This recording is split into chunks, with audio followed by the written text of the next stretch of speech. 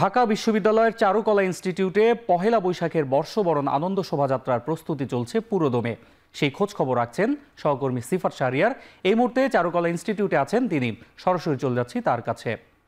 সিফাত, শোভাযাত্রার সবশেষ প্রস্তুতি আসলে কেমন দেখছেন, এ বিষয়ে আমাদেরকে বিস্তারিত জানাবেন।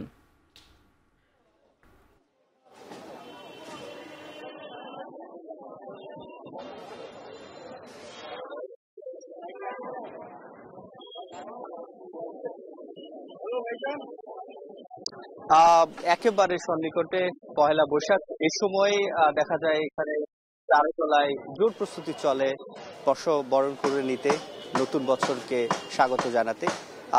তবে আজকের যে প্রস্তুতি সেটি আরো বেশি জোরালো হয়েছে, আরো বেশি কাজের চাপ বেড়েছে। জানেন, ফ্যাসিবাদের যে মুখাকৃতি, যে মোটিভটি রয়েছে সেটি পুড়ে দেওয়া হয়েছিল, সেটিকে নতুন করে আবারও তৈরি করার যে চেষ্টা, একেবারে আমার ঠিক পেছনেই এখন পর্যন্ত পুরোটি দৃশ্যমান হয়নি।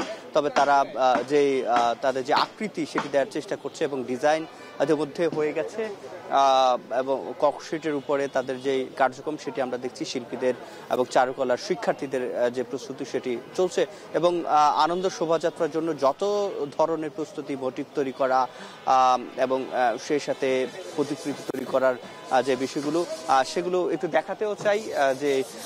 যে ফ্যাসিবাদের যে মুখাকৃতি সেটি তৈরির জন্য এখন সবচেয়ে বেশি এখানে যে তোড়জোড় সেটি চলছে।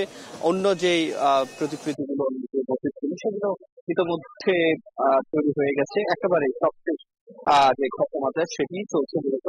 এবং চারুকলা যে আগুনে পুড়ে গেছে যে আলোচিত ফ্যাসিবাদের মুখাকৃতি, যে মোটিভটি, সেটি সিসিটিভি ফুটেজ ইতিমধ্যে গণমাধ্যমের হাতে এসেছে এবং সেখানে দেখা যায় একজন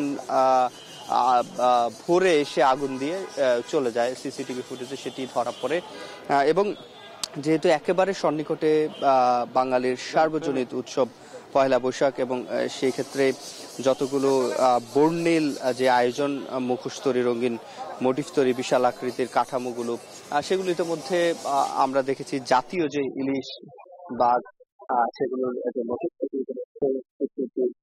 শেষ এবং তার পাশেই যে ফ্যাসিবাদের মুখাকৃতি ছিল সেটিকে পুড়ে দেওয়া হয়েছে। তবে সেটি আদৌ আনন্দ শোভাযাত্রায় যাবে কিনা এই মুখাকৃতিটি, সেটি আসলে প্রশাসন, বিশ্ববিদ্যালয় প্রশাসন সিদ্ধান্ত নেবে। তবে শিল্পীরা, চারুকলার শিক্ষার্থীরা তারা সেটিকে নতুন করে তৈরি করার যে প্রচেষ্টা সেটি সর্বোচ্চ তারা চেষ্টা করছেন। তো এই ছিল অন্যায় আমার কাছে চারুকলা থেকে সবচেয়ে। ঢাকা বিশ্ববিদ্যালয়ের চারুকলা ইনস্টিটিউট থেকে বর্ষবরণ উদযাপনের সবশেষ খবর জানাচ্ছিলেন সহকর্মী সিফাত শাহরিয়ার।